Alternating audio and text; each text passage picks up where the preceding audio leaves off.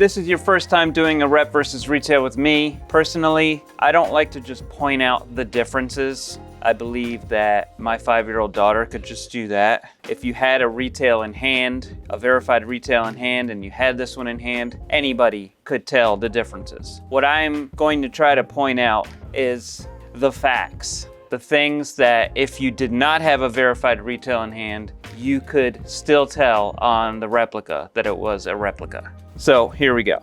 The plastic appears to be the same. This is an outer plastic. It's pretty neat. Okay, first let's do the box label. Retail on your right, replica on your left. I believe that this is a good legit checking indicator. If you are viewing this video or see a verified retail picture, you can see, first of all, that this replica is missing the suggested retail tag, and also the font weight is different and spaced differently. I think it's a good legit checking indicator. I don't think it's a great legit checking indicator. You should take other factors in when reviewing the box. The size of the Jumpman, also, the Jumpman on this particular replica is smaller than the one on the retail, but I don't think that's a great legit checking indicator. Now you guys notice the color difference on the camera here. This is a lighter gray. In hand, in real life, you cannot tell that difference. So I would consider that a poor legit checking indicator. Legit checkers, there is no code on the inside of the retail or the replica box lid. Now, this is an excellent legit checking indicator. The paper that comes with the retail, you can see my fingers through it. It is not entirely transparent, but it is not opaque either. On this particular replica, easy tell, it's just paper. So that, in my opinion, if you see paper that looks different than this, that is an excellent tell. Someone trying to sell you the shoe, especially in a meetup, isn't always gonna have all the parts. They may not have the box. And that may be on purpose because they're trying to scam. So we will go deeper, obviously, into the shoe itself, but that is an excellent legit checking indicator in my opinion. Okay, so here we are, retail on your right, replica on your left. You may notice right off the bat, if you were looking at differences, that the cuts on the gray suede are different. This, for some reason, is something that replica factories have not been able to perfect when it comes to threes. Obviously, this is one particular shoe, but any of these cuts, be it elephant print or some other print, I don't know what they're modeling their cuts after. I don't know if there's a history of the cuts that they used to be this thick and now they're thinner. I doubt that, but the cuts seem to always be thicker. So the best way for me to just look at this particular shoe and decide whether I think it could be a replica or not is because of these cuts here on the back tab. I believe there's a reason that this replica cut is higher than the retail. I believe that these back tabs that they're using, that they're replicating, are incorrect. The letters, first of all, are too bold, but second of all, they're too close together and too high up here on the AIR Air, right? So being that they still want to give this the look of the retail, whereas you can see the heel cup wraps around the Air very nicely around the A and the R there. They still do that here.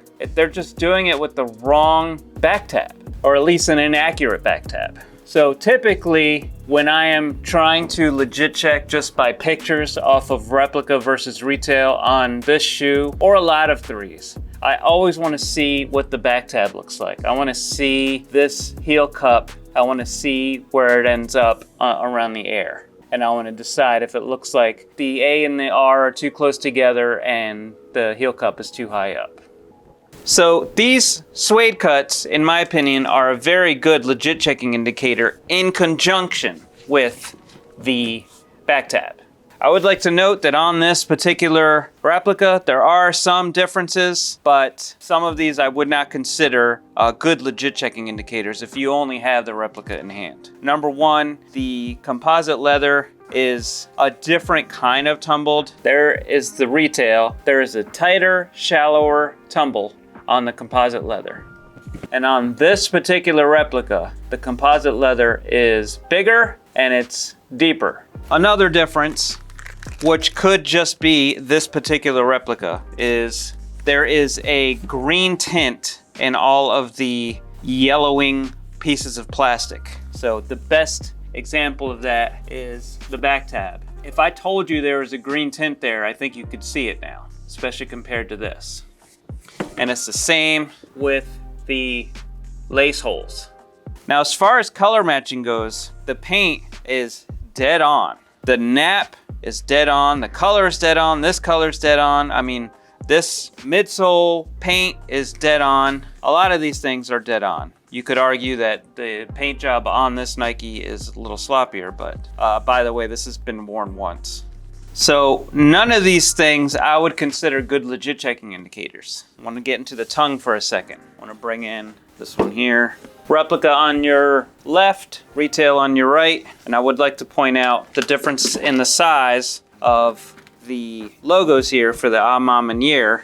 From top to bottom, this replica in particular is 3.5 centimeters. And top to bottom on the retail is 4 centimeters. So this is a 0.5 centimeter taller. I don't know if that's size dependent. If you had a small size, would the retail logo be the same size? I don't know. This particular one is a size 11 US, size 45 EU. Top to bottom, the logo is 4 centimeters. Why am I using centimeters? Because it's universal, so I just prefer it.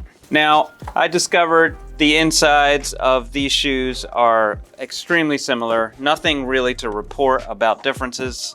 The insoles are a blue foam insole with a parallel glue line going 3/4 of the way up, just about. The materials here are very similar, different shades slightly, but I would not consider that a good legit checking indicator. And also the insides of the shoe, very similar also. There is not a whole lot of stitching on the inside of the retail. The replica, same way. So there's nothing really to report in here. Also, I looked at the size tags in there. You can just trust me on that because they're tough to get on camera and they're both the same.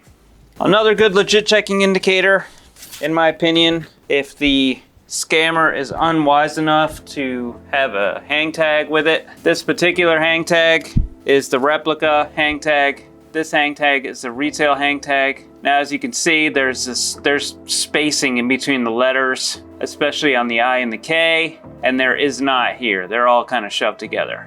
So that's a pretty good legit checking indicator. This, on the other hand, even though there is a difference on the paper hang tag, I would not consider it a good legit checking indicator because it's very subjective. This particular replica, it has a thinner paper hang tag, but I wouldn't just look at a hang tag and look at a picture of a hang tag and decide that the one that you're holding is thinner than the one in the picture without proof. So just for records, this retail paper tag is 3.2 centimeters by 9.7 centimeters. Extra laces as well.